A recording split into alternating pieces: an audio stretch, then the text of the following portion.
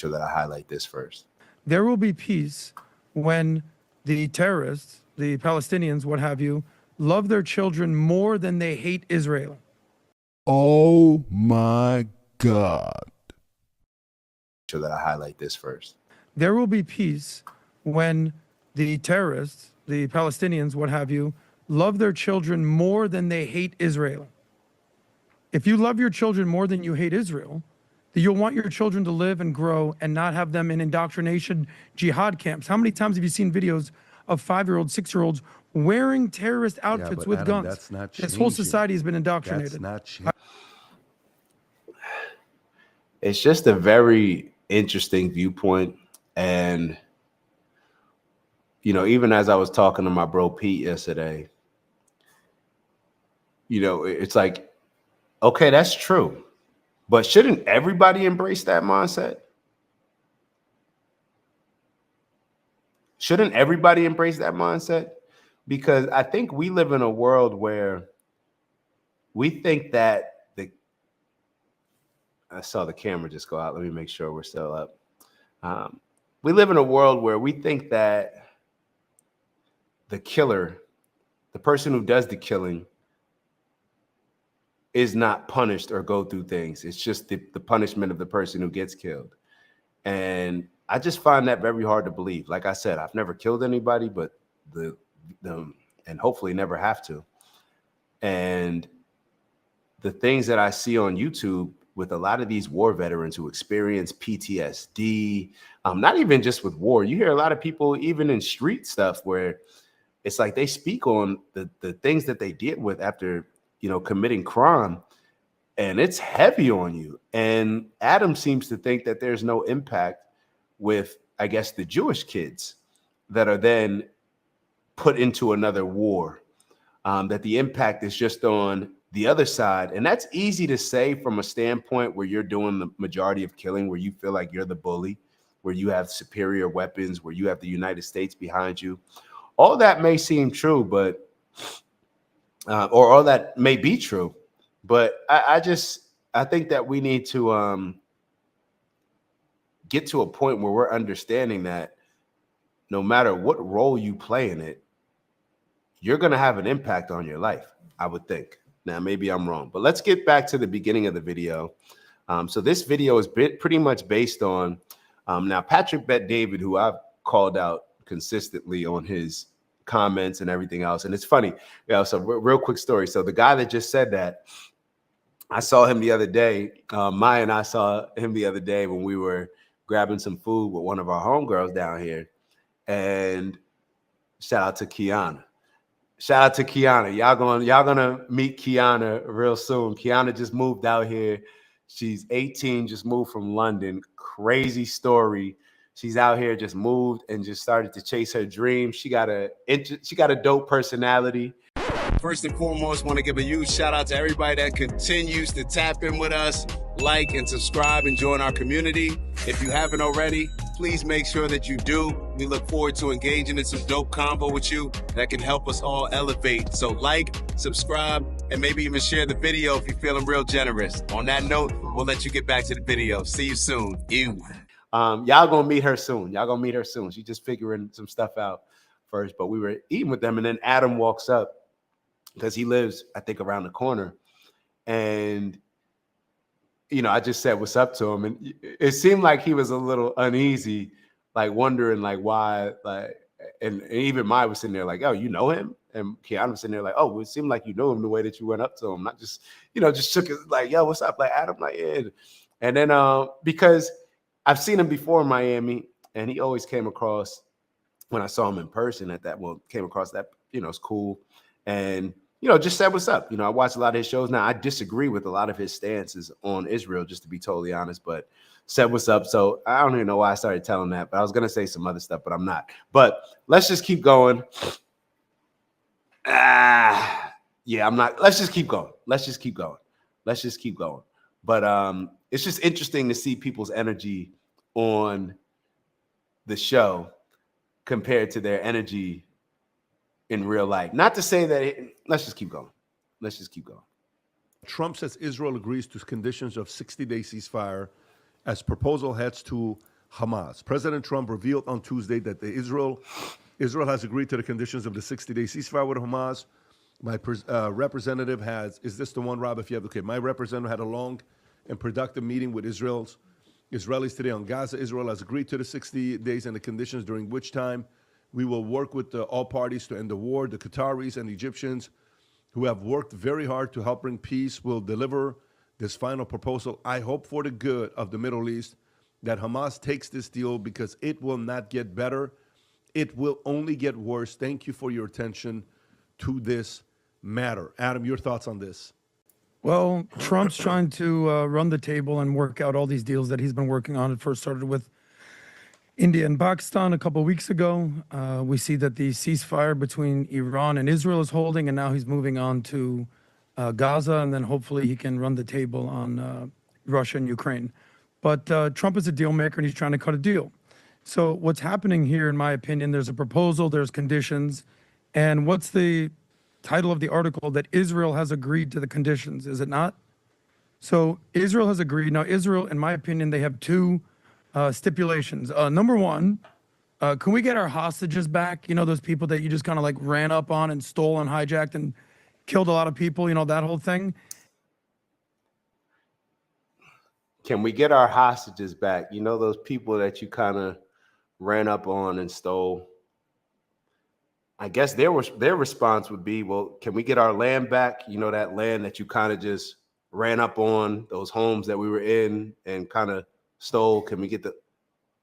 But I guess I'm looking at it the wrong way. And to be clear, I want to make sure that I go back and clarify this. When I said that people's energy is different in person, it wasn't like a punkish energy in person. What I end up seeing, and I think this happens and has happened with me, is that, you know, sometimes you'll be passionate discussing certain things on here, but that doesn't mean that you're just that way all day, every day in day-to-day life. Actually, it's pretty much the opposite. This is exhausting. I'll be totally honest with you. But I just want to say that. But going back to what Adam said, it's like, this is what I mean about the hypocrisy and the elitism. Like, how is it so easy for you to see something as simple as, oh, well, yeah, can we get our hostages back? You know, the ones that you stole, and you're trying to be a little funny with it and saying like, yeah, that'll just end everything.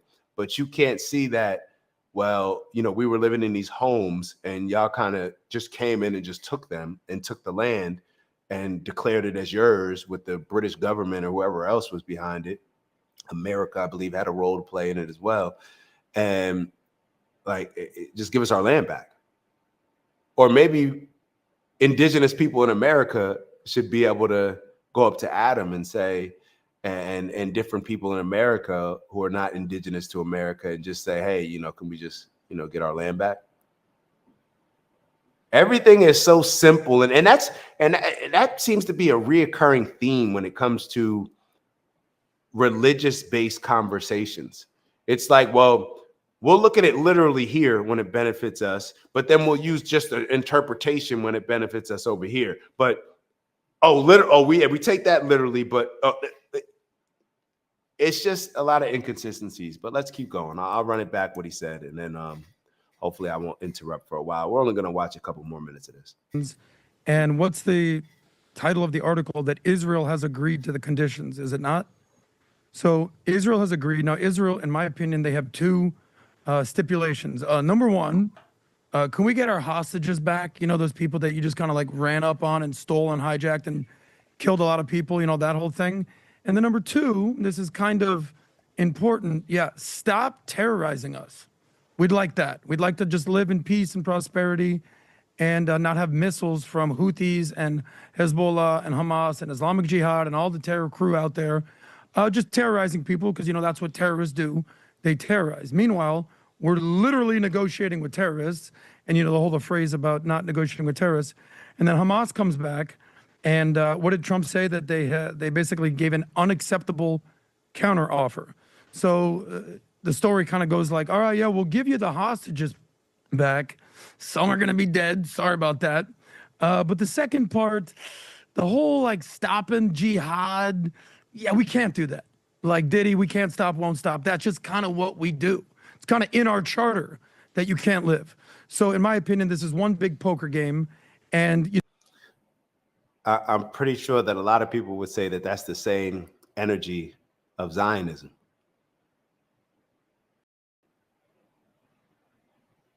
I'm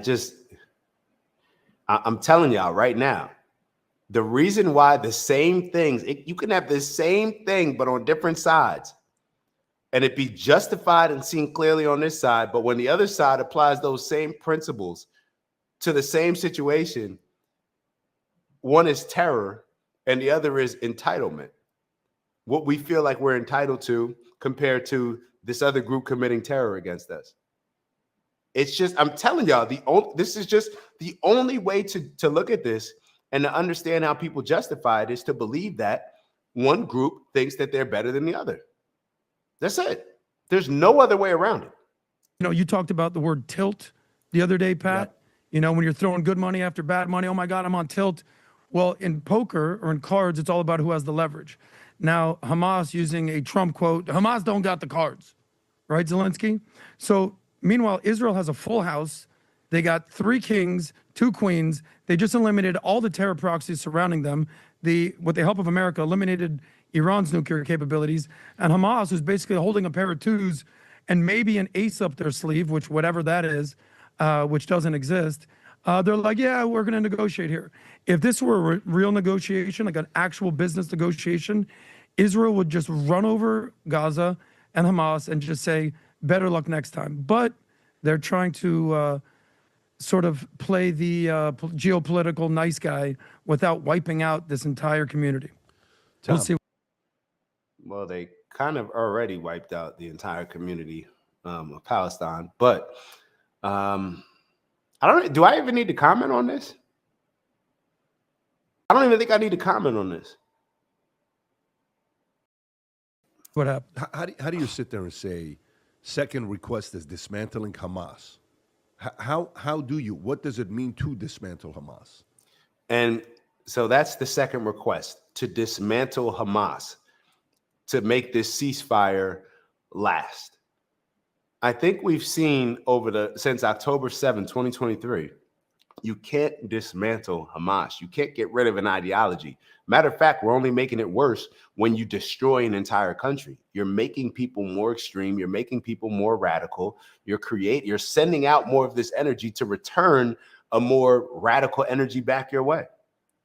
It's impossible. So when they include that in the deal, it's almost as if you know how you make a deal with somebody that you know that it's impossible for the other side to accept. So therefore, it just justifies us who, since we have the big weapon, since we have the power of America behind us, we can let our thing swing. And that's the energy that Adam just displayed. He talks all of this stuff, and he's right, because America is backing Israel. But it's very, another sports analogy. It's one thing to talk ish when you're up by 30 points, or to talk ish, we're playing against a private school. They can recruit and they can do all this stuff. We're public, we're small, like whatever, maybe not smaller, but smaller physically, not in numbers. But all this stuff, it's like you're really talking ish when you have unfair advantages. You know what I mean? It just shows a lot about people's character, but that's cool.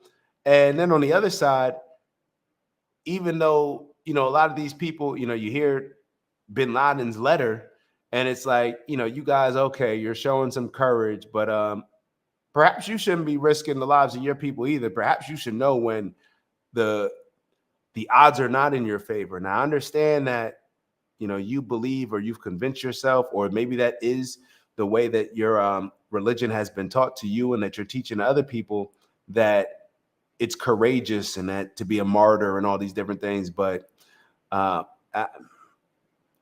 just don't see it. I just don't see it. There is a certain level of, I don't know if respect is the right word, but there's a certain level just from a commitment standpoint. See, if we committed to peace the same way that Israel and Palestine and a lot of the people in that region have committed to not getting along, regardless of where's the blame. If we showed that same level of commitment to peace, we would be in a much better place. So hopefully what I'm saying makes sense. What does that ask mean? How does a Hamas organization get dismantled? So I think that there's really only one angle I can think. Honestly, I'm exhausted with all this. I'm exhausted with all this. I'm exhausted with all this. I have 3 questions for y'all. That's it for that part. 3 questions for y'all that I want to leave y'all with. We're going to completely shift gears as we wrap up the show. 3 questions for y'all. What is the impact that you want to make on this world? Think about it. Take some time to think about these 3 questions over the next couple of days. That's all of our homework, or, I'm not giving y'all homework, but if you choose to indulge, then here it is for you. 3 questions. 1, what is the impact that you want to make on the world? What is the impact that we want to make on this world, whoever we is for you? 2, what is it going to take from a sacrifice standpoint and commitment standpoint in order to accomplish the thing that you want to make an impact with? And number 3, are you willing to do it? Number 1 is, what impact do you want to make on this world? Number 2 is, what is it going to require out of you to make that impact on the world? And number 3, are you built for it? Are you willing to commit to it? You don't have to be built for it now, but are you willing to commit to it? Are you willing to make the decision that, yes, I'm going to move with consistency and a disciplined commitment in order to accomplish these things? That's it. Just 3 questions to think about. I just have been having that personal legend on my mind a lot. I've just been having, you look at, and maybe it's because I was looking at these Western movies where, even though obviously you guys heard for the last 2 hours the negative thoughts that came to mind and the complications that were going through my mind with how people came to America and just got rid of people, committed a genocide. And that's the amazing country that we live in today. That's the land that we live on today.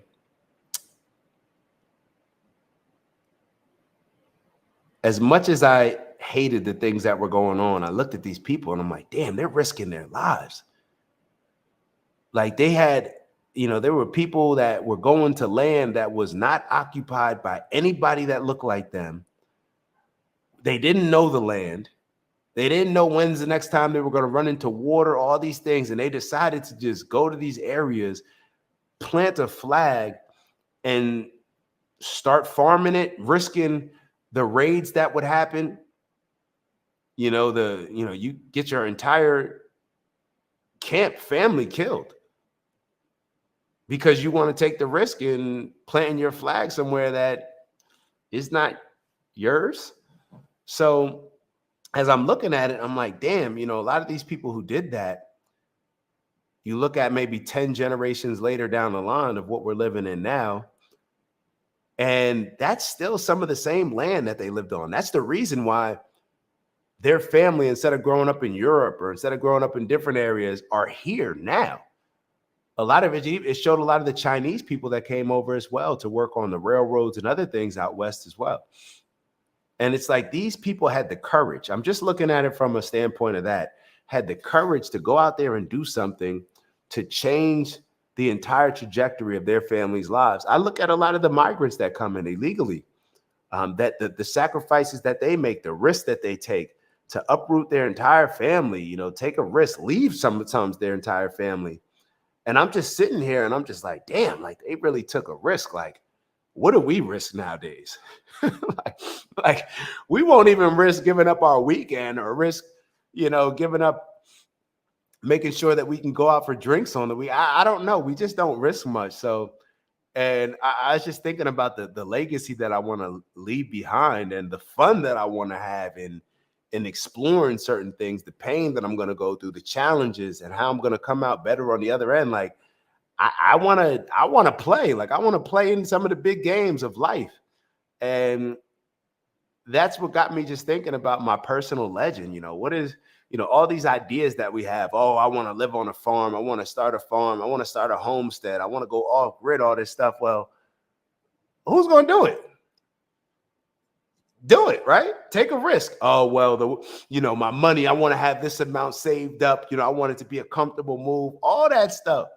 this comfort kills our dreams a lot of ways. It kills our dreams a lot of ways. So this is just some thoughts that I have had. So those 3 questions, what's going to be the impact that you want to make? What do you want to, not even, I don't want to say be known for, but what do you want to know yourself as? What are you going to commit to do? 2, what is it going to take to get there? And 3, are you willing to do it? Shout out to Ant in the building. Ant wrote, it's not grandiose, but I'm currently in the process through God of breaking generational curses in 3 different bloodlines. I do believe my purpose to be greater. If I go today, this happened. That's dope, bro. That's dope. That's amazing, man. I'm starting to think God uses me to heal trauma and damage. That may be your purpose, bro. Matter of fact, it doesn't even have to, we don't even have to say may. If you're starting to think it, and we know as we think if, that's what we become. So you don't even got to say you think God. You're already doing it. So therefore, that's I would believe that that's part of your purpose. That's part of your purpose, bro, including healing yourself, which is probably the most important part, right? To heal others, we got to make sure we're healing ourselves, and even if we're doing it simultaneously. So that's dope. That's dope. So y'all know what we do at the end of every show. I'm going to actually, let me put that link back in the chat for the people that didn't get to see the July newsletter for our Patreon. So y'all make sure that y'all check that out. Maybe we can commit to some of the challenges, the fasting together. So maybe we'll talk about that on Friday. Maybe we can set up like a day where we're all going to do a watermelon fast, reset our system, and just get healthier together. How dope would that be? Ant, you talking about healing yourself, the trauma and the damage. A lot of that can be healed, through the food that we eat and the things that we put in our body that I believe impacts us. I just think that there's that mind, body, soul connection. But to each their own. So let's take our 45 seconds to meditate, manifest, whatever it is that you believe you need to do. Every exhale, we're releasing all the negative energy. Every inhale in the positive. So eventually we're just putting out positive and refueling ourselves with more positive energy. So that's the goal. That's the goal in life. That's the goal with our bodies, our overall wellness, everything across the board. It's funny how you see all the consistencies in different areas and aspects of our life. But yeah. Let me read Ant's comment and then we'll get into our 45 seconds. The sacrifice to do this is trying to suppress my vices and walk by example. I'm not perfect. I enjoy life to the fullest, but I can't do what I have to do without leading by example. That's a fact, bro. That's a fact, man. We're all trying to overcome our vices. And the wild part about it is the more successful we become, the more access that we have to a lot of these vices. So it's, but that's the challenge, right? If we want to win bigger, we got to overcome bigger. So definitely, as Steve said, praying for you on your journey. And hopefully we can all be a part of it as well. So 45 seconds starting now. Close your eyes if you feel like it, or if you're in a safe place first and foremost. And give yourself whatever you need to. Obviously, we set out every Sunday and Monday to make this our greatest week ever. 45 seconds starting now.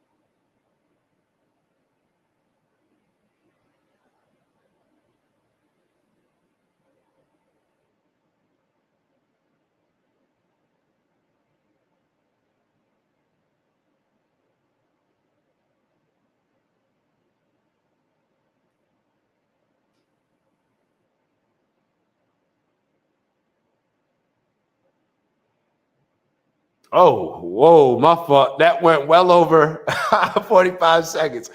I'm over here in the zone. Yo, I just thought of a funny challenge that I'm not sure if I'm going to put it up. First, I got to make sure that I can accomplish it or commit to it myself. But All right. Man. All right. Mine started at age 21. That's dope. Professor. I love that, Steve. You started early. That's literally the challenge. Shy Bug in the building. What's up, Shy? All right. On that note, y'all know we come here to do elevate on purpose, both from an intentional standpoint, challenging ourselves to become the best leaders we can become, and to grow into the people that we need to become to accomplish these amazing goals that we set forth for ourselves. Strength and honor, onward and upward. Get to the bag. If you don't know what I'm talking about when I say get to the bag, all the things that are going to align with you, pursuing your purpose, pursuing purposeful abundance, and being on the trajectory of purposeful abundance and striving for our personal legend, that impact that we're saying. So once again, those 3 questions. What do I want to get out of life? What is the impact that I want to make? 2, what's it going to take to accomplish it? 3, am I willing to commit to it on a consistent basis? And on that note, you got to decide what's in your bag. Those are all the little things that we do throughout the day, throughout the week, throughout the month in order to accomplish our bigger goals and the focuses that we have on them. So the focuses that I have, the things that I like to make sure that I'm aligned with: peace, love, happiness, health, wealth, and in everything we do, integrity. And on that note, Ant sent the fire emojis on behalf of our brother Queez. Have a great week, great people. Onward and upward from Big Bro Steve. And I love y'all, man. I love y'all. I'll see y'all soon. Ew.